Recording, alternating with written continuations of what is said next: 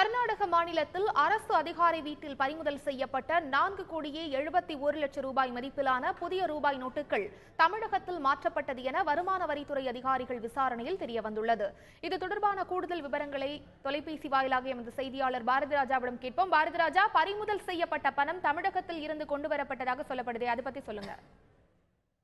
அதாவது கர்நாடக அரசு அதிகாரிகள் வங்கி மேலாளர்களை வைத்து ஏராளமான பணத்தை, அதாவது கணக்கில் வராத பழைய ரூபாய் நோட்டுகளை மாற்றுவதாக வருமான வரித்துறை அதிகாரிகளுக்கு தகவல் வந்து கடந்த 3 நாட்களாக இந்த வருமான வரித்துறை அதிகாரிகள் சோதனை நடத்துவாங்க. இதை குறிப்பா சொல்லணும்னா, நேற்று நடைபெற்ற சோதனையில் அமைச்சருக்கு, அதாவது கர்நாடக அமைச்சருக்கு மிக நெருக்கமான 2 அரசு அதிகாரிகளுக்கு சோதனை நடத்தப்பட்டது. இந்த 2 அரசு அதிகாரிகளுக்கு சுமார் 152 கோடி அளவிலான ஆவணங்கள் மற்றும் பணம் பறிமுதல் செய்யப்பட்டது. குறிப்பா சொல்லணும்னா, இதுலயும் 4.70 கோடி, அதாவது 4.70 கோடி பணமானது 2000 ரூபாய் நோட்டுகளாக, புதிய 2000 ரூபாய் நோட்டுகளாக பறிமுதல் செய்யப்பட்டது. இது எல்லாருக்கும் மிகப்பெரிய ஆச்சரியத்தை ஏற்படுத்துது.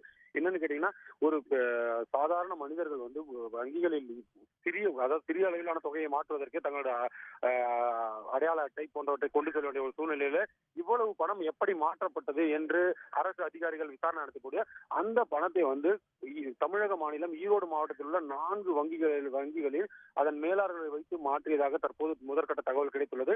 அதாவது நேற்று பறிமுதல் செய்யப்பட்ட இந்த பணம் வந்து எவ்வாறு மாற்றப்பட்டது, எந்தவித ஆவணங்களை பெற்று இந்த தமிழக வங்கி அதிகாரிகள் வந்து இந்த பணத்தை வந்து புதிய நோட்டுகளாக மாற்றி கொடுத்தார்கள் என்பது குறித்து விளக்கம் தருமாறும் அந்த குறிப்பிட்ட வங்கிகளுக்கு வந்து தற்போது நோட்டீஸ் அனுப்பப்பட்டுள்ளது. இந்த பணம் குறித்து தற்போது கர்நாடகாவில் நடைபெற்று வரும் குளிர்கால கூட்டத்தொடரிலும் பெரிய விவாதம் இருந்தது. ஏனென்றால் இந்த அரசு அதிகாரிகள் வீட்டில் பறிமுதல் செய்யப்பட்டுள்ள இவ்வளவு தொகை அவர்களுக்கு எப்படி வந்தது, அமைச்சருக்கு நெருக்கமானவர் என்று கூறும்போது, மேலும் தற்போது விசாரணையின் போது, அதாவது வருமான வரித்துறை அதிகாரிகள் விசாரணையின் போதும் இது வந்து அமைச்சரது பணம் என்றே அவர்கள் கூறியுள்ளதாக, அதாவது அரசு அதிகாரிகள் கூறியுள்ளதாகவும் தகவல் வெளியாகிறது.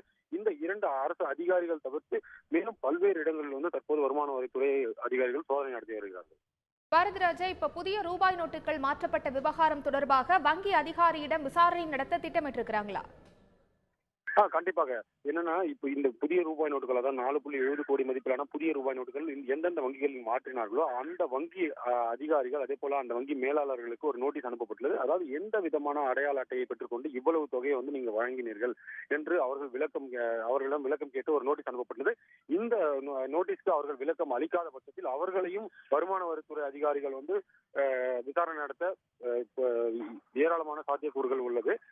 இது தவிர தற்போது வருமான வரித்துறை அதிகாரிகள் தொடர்ந்து இங்க வந்து கர்நாடக மாநிலம் முழுவதும் உள்ள பகுதிகளில் சோதனை நடத்தி வருகிறார்கள். இப்ப கூட ஒரு 2 மணி நேரத்திற்கு முன்பாக மங்களூரில் உள்ள கார்காலா பகுதியில் 71 லட்சம் புதிய 2000 ரூபாய் நோட்டுகள் பறிமுதல் செய்யப்பட்டது குறிப்பிடத்தக்கது. இது தொடர்பாக இந்த தற்போது கர்நாடகாவில் நடைபெற்றும் குளிர்கால கூட்டத்தொடரில் எதிர்க்கட்சிகள் கேள்வி மேல் கேள்வி எழுப்பும். ஆனால் அரசு தரப்பில் இதுவரை எந்த நடவடிக்கையும் எடுக்கப்படவில்லை. இது தொடர்பாக முதலமைச்சரிடம் கேட்டபோது அவர் என்ன மாதிரியான இருந்தால், நாங்கள் விசாரணை நடத்துவோம், தற்போதுதான் வருமான வரித்துறை அதிகாரிகள் இந்த பறிமுதலை செய்துள்ளனர், அவர்கள் விளக்கம் கொடுத்த பின்னர் அது குறித்து முறையான நடவடிக்கை எடுக்கப்படும் என்று அவர் தெரிவித்திருக்கார். பாரதிராஜா, இந்த பணம் மாற்றப்பட்ட விவகாரத்தில் கருப்பு பண முதலைகள் அல்லது அரசியல்வாதிகளுக்கு ஏதேனும் தொடர்பு இருக்க வாய்ப்பு இருக்கா? அது சம்பந்தமாக விசாரணை நடத்தப்பட்டு வருதா?